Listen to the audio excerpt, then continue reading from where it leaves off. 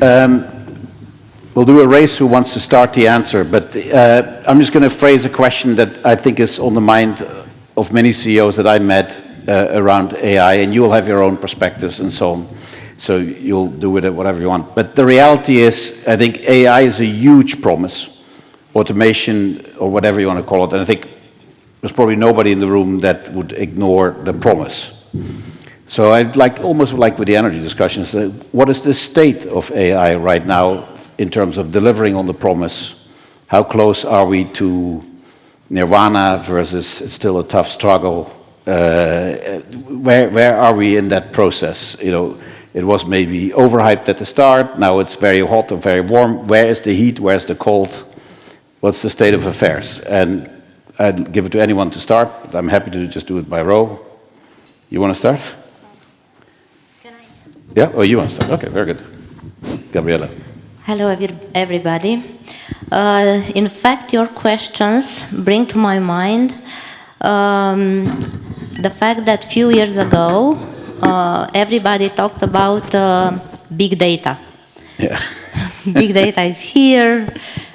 You have to buy this platform. I remember this. You have to buy this platform. It's a huge platform. You can do this and that. And at that moment, after many years of activity in my field, I said, look, if I'm capable of, I don't know, take data, static data, and use them in a static way, but produce some results, for me, for the moment, it's enough. And I want after that to learn something, to act on the data, to learn something, make a step. After that, I want to do the next step and so on. And with this, we managed to, to use and to do, campaigns or to sell a lot of products, but not using sophisticated things, because I think the most important things is that people must understand and digest. Not only understand, few concepts, but digest. And now I feel somehow that we are in the same position. Everybody is speaking about AI, sometimes confusing some terms, but I think the most important thing is to understand some concept, start something, understand something in our own business, and but not remaining outside. I think also this is important, because you can lose momentum, but making steps. Gabriela, if I may add something here, I don't think it's an option to stay outside. For sure, it's not an option, because the technology is developing very, very fast. So you need to understand, but as I said, I don't think you have to try to build a huge project, trying to do everything in one single step and change everything in your, business or organization, but start with something, do something, not just stay and, just looking at what is happening in other countries or in other organizations. Or I think this is the most important things, at least for us. Matthias, you see a lot through AWS, through all the enterprises that go onto your network. What is the materiality and the reality of what's landing on your platform? So I would separate between AI. Yeah. So I is therefore, and it started with big data. And who have heard the claim, data is the new oil?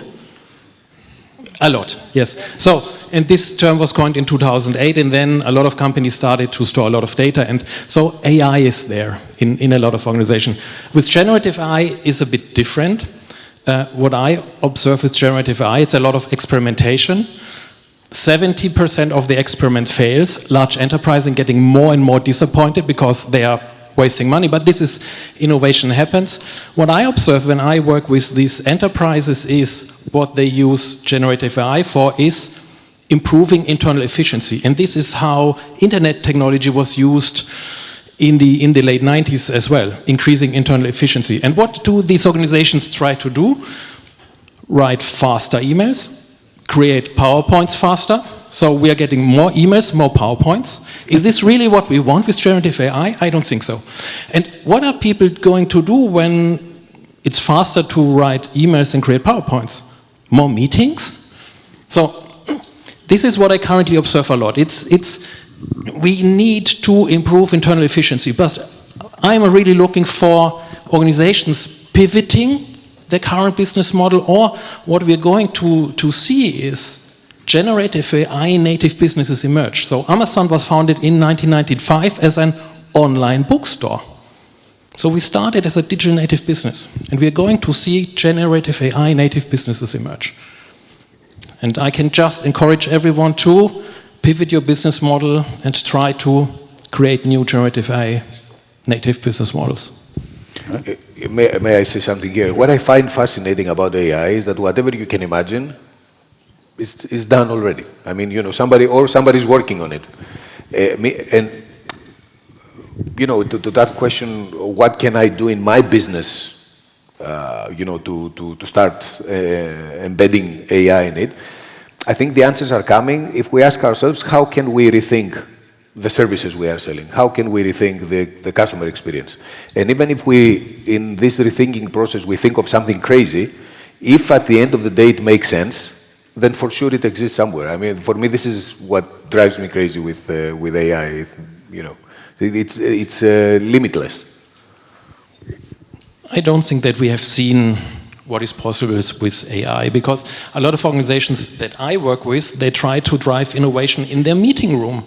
And you can't be innovative in your meeting room. You need to get out of your building. You need to go to your customers, your current customers, your potential customers, and observe your customers in their natural environment and try to identify problems that you can solve. And with the current state of technology, I also hear a lot of things that are never going to happen, but we had the same with the internet. So online fashion retail was not supposed to happen because pictures are too large, no government is going to invest in the underlying infrastructure, maybe Singapore, and no one is going to order trousers or shoes that you haven't tried out before. So I can't remember when I the last time bought clothes in a physical store. So we are going to see a lot of things to happen. There's behavioral change also. And now Google just made it, I think, the other day. They announced this platform that actually takes your picture and puts the dress or the trousers or anything and the specific fabric on the picture. It's amazing. I mean, you know, it's solved. But that's an example of what you said, a generative business model rather than...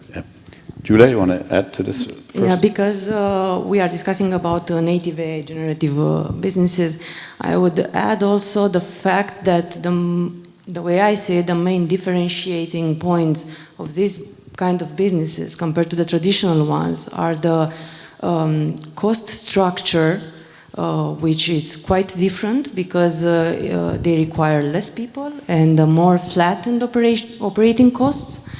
And also the speed to market that in which they can deliver their products and services. And having this in mind, for sure this will be a huge market disruptor for all industries. I think we need to keep in mind the talent redesign that comes with this, but also the ethical and trust challenges that we will face along this journey. So, did you have a question from There's the a question here, and I think it's to you. Okay. It says, we were told that the demographic decline cannot be covered by technology, including AI. Can you please explain in more detail? I think basically would like all the productivity from AI and automation to actually make us more wealthy. Not just in the West, but also allow it in Africa, allow it in Asia, and so on. If you have the high dependency, all that productivity will be used to solve dependency, but not progress and wealth. As I gave the Japan example, in a mature market, basically everything we're trying with the worker to become more productive gets eaten by the worker needing to take care of more people.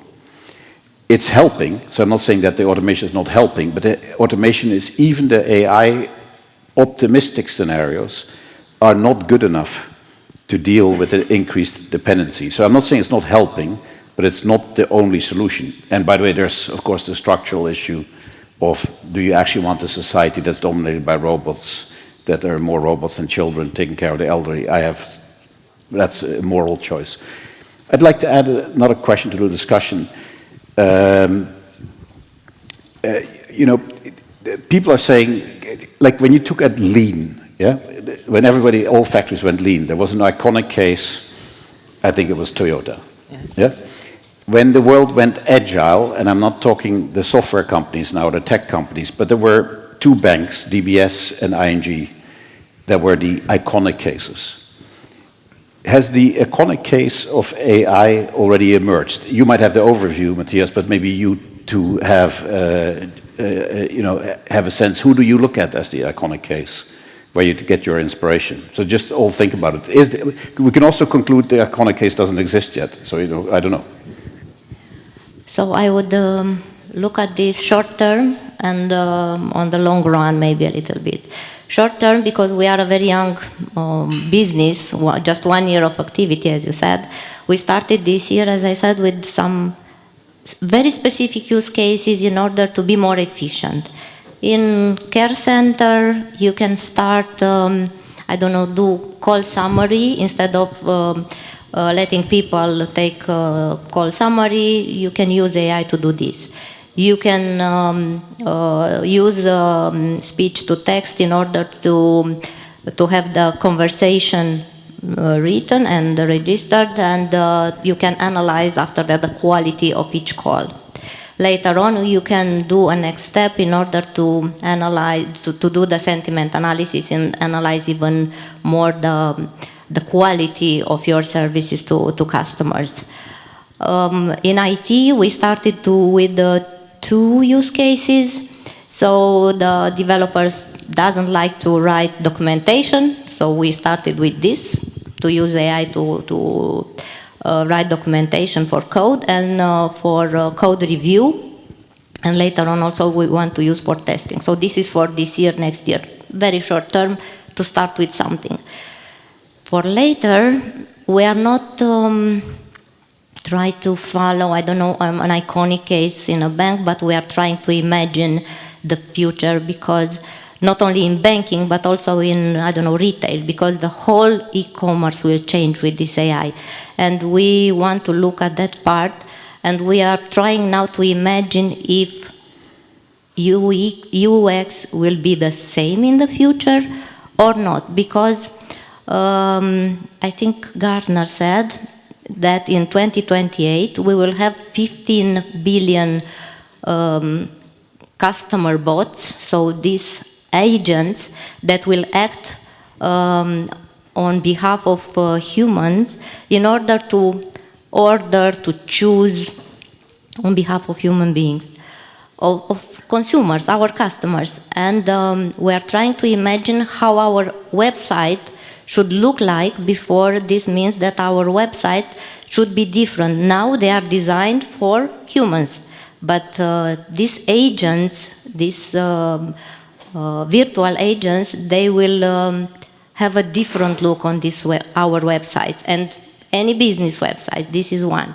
The other question we have now is our UX of our app in the future will be the same or will be different, because in the past, when we want to have an information, we just Google it, and you had a list of sites, and you go and had research and so on. Now you put a question, right, on to an AI, and you get the answer. Maybe in the future, the apps will look very different than today, and they will be different. And these are triggering in people's mind different things when they decide to act. So these are the types of questions we have for the future. And that's why I think we should have a short-term approach and long-run thinking and trying to look at our business for the future. Cheers. I hope we haven't seen the iconic AI company yet. From my perspective, there's much, much more to come. So there is a lot of great digital native businesses, but the AI native business. So we see a lot of great local solutions for use cases, so local optimization, but the really shiny, iconic... Not there yet, huh? Not there yet. But this is a great thing, because imagine what's going to come. I can't imagine. 8, but yeah. Yeah, in our case, I think we are lucky because we have a clear group direction regarding investing in AI. EMAG is part of Prosus Group, and they have businesses across the world. And yeah, they come with a lot of very valuable insights and use cases from other companies in our group. One example here would be OLX. I think majority of you know who OLX is. They are present in more than 40 countries, roughly 4 billion euros in revenue, so they are a huge company. And they started this journey back in 2019. And initially they implemented machine learning and focusing on automation of routines and repetitive tasks inside the organization. Now they have strong use cases that we are looking at, of course, and we can apply in EMAG and same day as well. A few examples would be streamlining the seller's journey by product image processing. So they just need to upload the image, and then the algorithm recognizes the category and gives price recommendation. Also, they implemented a new algorithm for fraudulent behavior recognition, so they were able to reduce this by more than 90%. And of course, the conversational interface used for customer care support that made available the service 24 hours, 7 days. All of this, needless to say, created a lot of efficiency, but not only this. It's also about improving user experience on the platform, having a better retention, increasing the trust in the platform, and of course lowering the cost. That is the most obvious effect of this. And having these use cases for us, first of all, it gives us a lot of courage, because this also implies cultural transformation. So it's not only about how we understand the technology and the benefits of it, but also how we convince the people in the organization to work with it and to adopt these kind of tools. And this helped us a lot. And we are now just beginning this journey locally. I'm a strategist. I might add 3 dimensions that we've seen in our experience, not just in McKinsey, but also with our clients. And then, you might say that doesn't apply to you, or you actually do. Since it's not yet defined, one way to think about this strategically is that AI will be won by the fastest learner, not by the one that guesses it right. There might be a lucky shot somewhere. So that's at least one frame that I have, which means that if you go prioritize, I do it in one corner and not yet the other, you're going to be the slowest learner. So you have to touch a lot to actually get there. That might be old, use case and all that kind of stuff. But in a frame that's ill-defined, but we know the potential, the fastest learner will win, which means you need to, so that's one frame. The second frame that I would say is, I'd say there's one or 2 iconic cases, but they're not a company. I think the case at the moment that's iconic on Gen AI is just search replacement. Using the chat tools, let's call it that way, to do some, whatever one it is. I think that one, it's still a replacement of something else and not a new case, but it is so much better that people, I think, are doing that. But the third thing is something we noticed in our firm. We actually have a top-down initiative to do our knowledge management, and it's one of the largest knowledge management implementations. 93% of our people are using it. It is vastly superior to anything we had before.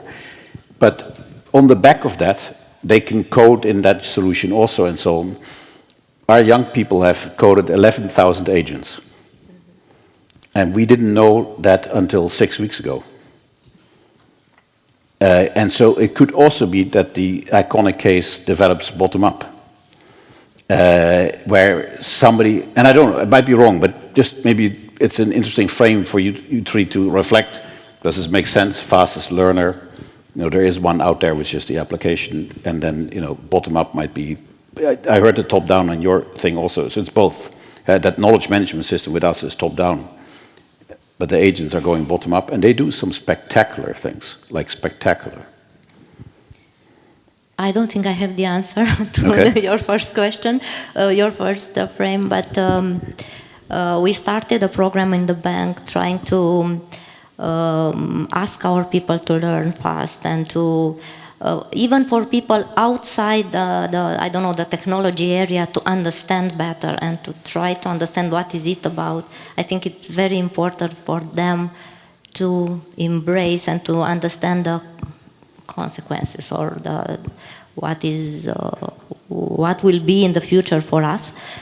Yes, but I agree that it should be fast, and that's why I said that we should start. We don't have to wait too much. We should start from any use case we have in mind, and it's appropriate for our business in the end.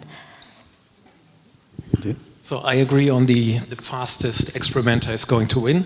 I'm really skeptical with this bottom up because, and I would really wish that we would see more bottom up, but yeah, 98 of the office workers I know have Excel installed. But most of these people I know, they just know how to sum up a column and how to change the color of a cell. Yeah, you're laughing, but it's a really powerful tool, and this is what is my observation in business intelligence and AI in the office and in the business world is every 2 years companies invest in a new data lake, in a new BI tool. It's got a bit more rounder edges, nicer colors, but most of the office workers who should be enabled in driving actions are just not enabled, and they are not able to use the tools. And maybe you have great knowledge workers at McKinsey, but most of the clients I work with, I would really encourage in investing in basic statistical knowledge, advanced Excel knowledge, and I'm a software engineer, and my prompt engineering super bad. I believe I can get good output out of the current chatbots, but obviously there would be much more potential. And it's somewhere in the middle of my bucket and to-do list, but I fail in putting time aside on improving my generative AI skills. And this is what most of the organizations should do, because if you want to experiment, you get a head start if you understand the technology, and you don't really need to know how to train a model, but how to apply a model. And this is what I would really wish most organizations would do, reskilling, upskilling the workforce. You agree? What I would add on is that what we saw in our organization was the fact that initially a huge lack of critical thinking of AI outcomes. So at the beginning, the people tend to overtrust AI. So that's something to be mindful about. Another important, relevant topic was the ethical awareness. That's very important as well, and also the cross-functional relevance. So it's not only about making the info available to engineers, but across organization, because AI can enhance productivity and not only in all departments. And in order to tackle this, at least what we implemented was a culture of AI literacy. This is how we call it.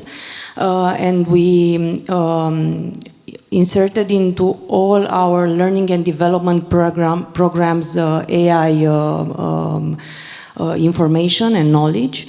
We were able to push this through cultural ambassadors inside the organizations and small wins that were becoming showcases to be presented to everyone.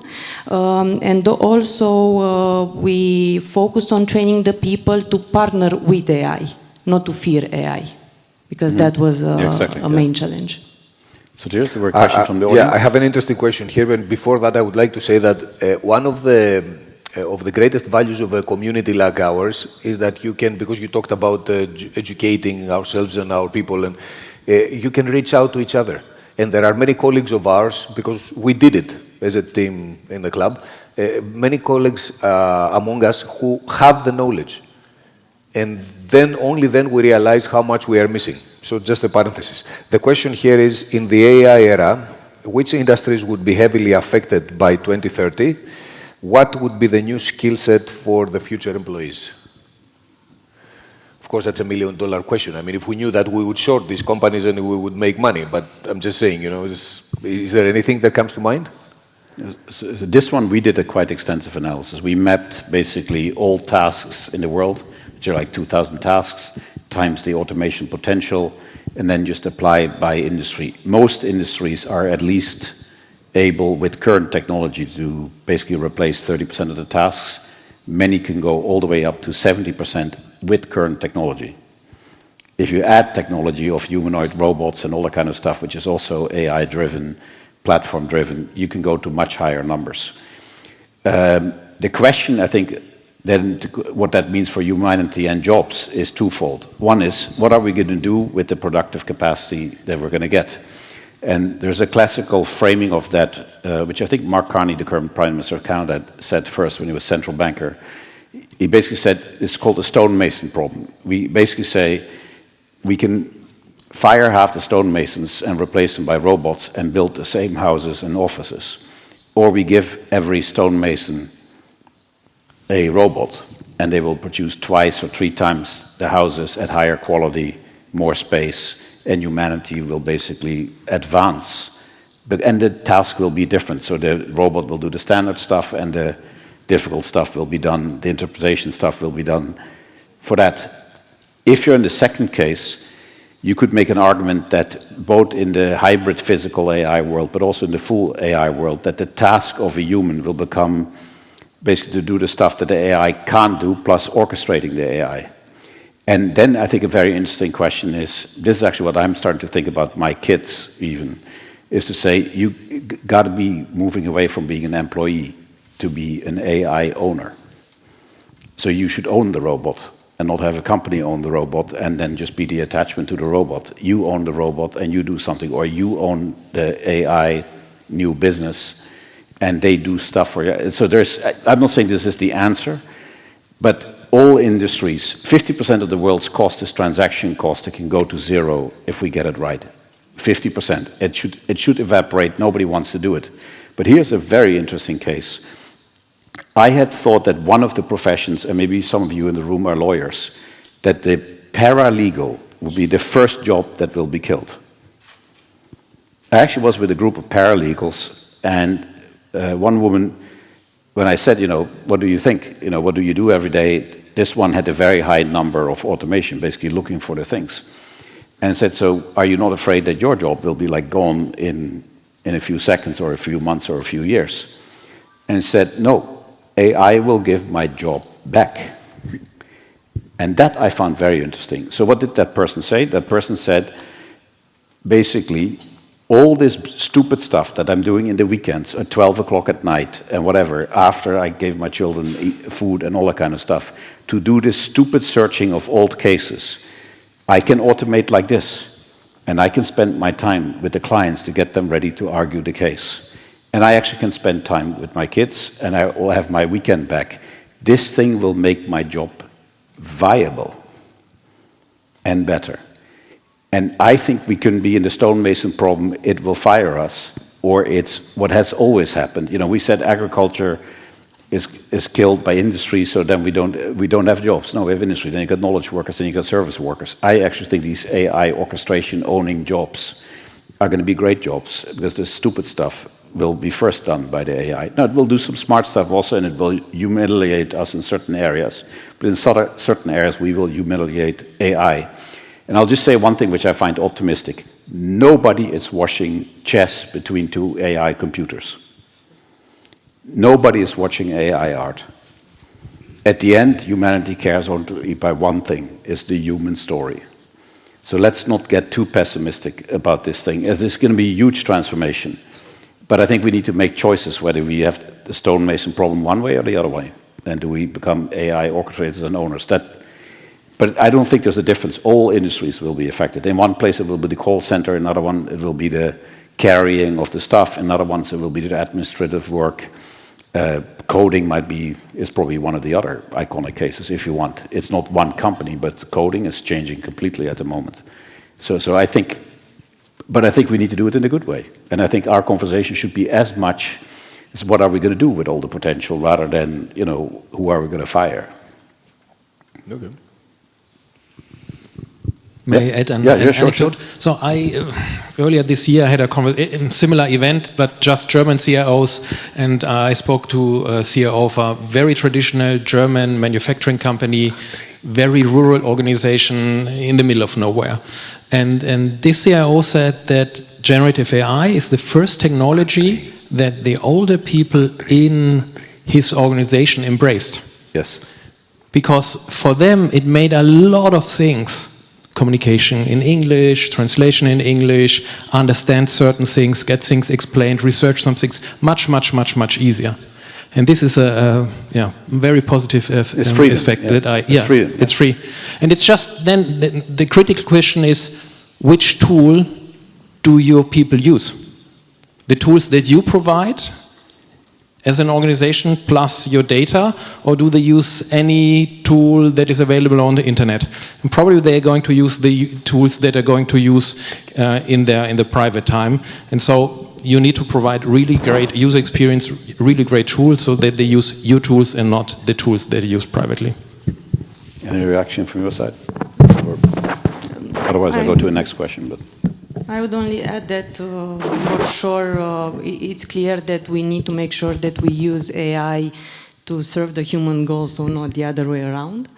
And also looking at other companies, so the most forward-thinking organizations, they are already heavily investing in reskilling and upskilling their people in order to make sure that they are growing alongside the technology. So, yeah, this is. Yep. You have more questions from the audience, or? Questions that I have no microphone. But we can give you a microphone, and then I'll add a question. But you want to? Yeah, I would like just to add that I will use your examples to my teams, because I think that they are really, really good, and in order to explain better to our people. I wouldn't go too much to, theory and thinking too much about this. As I just said, I would start doing simple things. If I'm afraid to put AI in front of customers, I would start with some, back office processes, because it can really, really help. As you said, that example with the legal representative, for example, in our businesses, can be really, really helpful. And I would learn by doing, and this is it's not a matter that what is happening if we are doing later, or if we are not doing, we can be out of business. It's that simple. Very good. We're getting closer to some closing remarks, but I would like to frame a question in that, which is, we opened with where are we and where are not. Yeah? And I would say I would summarize the discussion as we're starting, certainly on the generative AI stuff. We actually did a report that says, you could do it in 10 years with available technology. You could do 50% better or 50% more, whatever way you do it, depending on the stonemason problem. But we could also take 40 years to do it. And the difference is not the technology, the difference is the human transformation. Yeah? And getting them to not be afraid at the one end and just get on with it. And the world has basically classically only seen 1 or 2% productivity growth at the human level, there was more growth for more people and more growth for more demand and more energy and so on, but it was 1 to 2% at the human level. And productivity is not just saving cost, but it's also getting more done by people. If you want to phrase the optimistic case, this is going to go much faster than traditional. Is this the new age of productivity in your mind, of output using AI?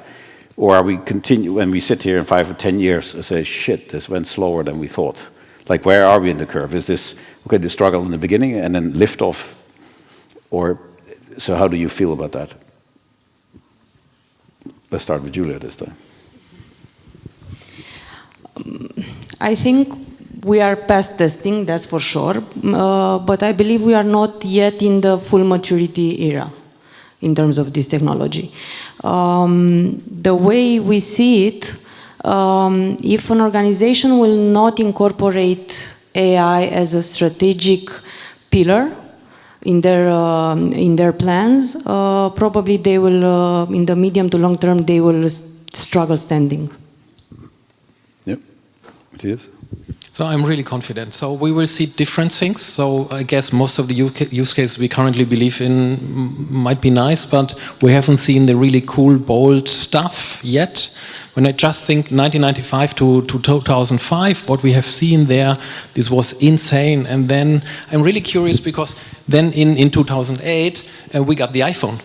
So what is going to happen with AI plus? Which other technology is going to emerge? So I'm a startup guy.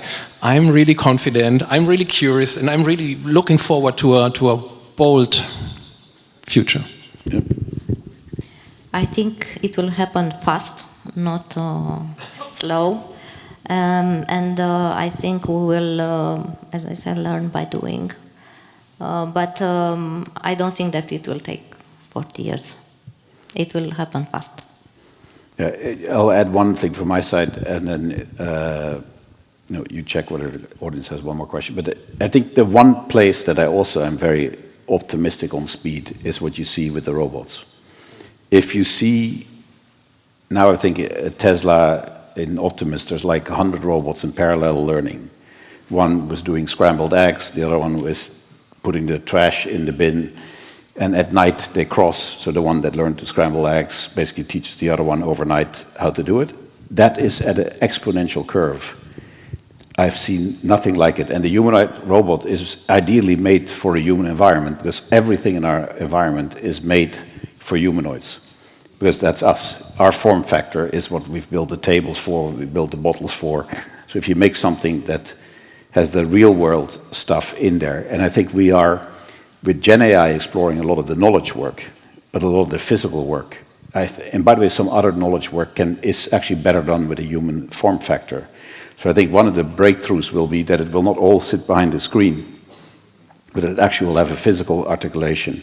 And the physical articulation might be the thing that becomes what you meant with the iPhone, I think. The iPhone was a breakthrough to actually bring the internet very close to people. The humanoid robot might be the thing that brings, and if you just take the simple thing of the robotic lawnmower, I don't know how many in the room have a lawn, and then you have a robotic lawnmower, but there will be a lot if you just look at the numbers of how they were sold. And the vacuum cleaner is still a little bit behind on that, but it's coming. And I think we are just used to physical articulations of things. And so the more the thing becomes physical, I would say the takeoff will go even faster. I think a self-driving car will be a mindset change. And it's coming. We know that the experiments, whether it's Waymo, whether it's the one that will be launched by Tesla now, or the ones that are already driving in China, I think they will tell us a little bit like if you can be safe in a car with AI, I think lots of other things, lots of other breakthroughs will happen. So I think this physical reality will be another accelerator. I don't know whether it might not apply to all your businesses, but that's from the industrial side and from the consumer side in hardware products that I see. That adds a lot. And if I may add something, sorry, now, I hope you can hear me. Give him a microphone. Yeah. If I can ask something on what you said, I believe that technology always follows the younger people. It's made for them. And you mentioned about the self-driving car. There are statistics today that show that kids on the age of 17 or 18 don't even get a license, a driver's license. Exactly. Yeah. I mean, besides that, even in countries where this is not, and I remember my generation, we were counting the seconds in order to have an 18th birthday and jump for the license. So we might be making a fundamental mistake here, and sorry for saying that in such a bold way. We are maybe, sometimes I feel I'm the wrong person to talk about that, because that applies to a generation which is coming. And it's a different species. My son is 17 years old. He's a different species. You know, and maybe I'm trying to understand him, but probably I cannot. So yeah, we are evaluating this whole thing based on with our background. You know, maybe it's a completely different thing, and I don't But know. I think Matthias is right. I think the young people are doing, but Matthias is right that this stuff will work for the elderly. Have you seen a Alzheimer patient next to a humanoid robot that just chats with them while us humans don't have enough time? I like this other experiment where they did doctors doing diagnosis, and the diagnosis was roughly the same, but the empathy of the AI was higher. Why? Because the doctor doesn't have time. They want to get you out in 10 minutes. And the AI says, last time you were here, your son was playing soccer, and he won. Is he keeping on winning or not? Last time you said you had pain in your left toe. How's that going? And, they chat and they have the full history, and the doctor would already kicked you out. And this thing chats for 1 hour. The shortage of chat is actually enormous among lots of people are lonely, and that actually might be the elderly. So again, I think the youth will innovate, but the AI also innovates itself, and there might be lots of applications for the elderly because they are actually almost the most needy for this automation. So I think for me, it works on both ends. I don't know. But it's going to be an unbelievable future. I don't know why you say we. You should say they. They. Yeah, exactly. Referring to the elderly. Yeah. I'm halfway into the elderly, I would say that. I think that Would you like to say something? to the close, or let's do a closing firing round. Yeah, I was just thinking about your example, and I've been visiting recently World Expo in Osaka, and they were presenting there some very amazing use cases, looking at technology, but in 50 years from now.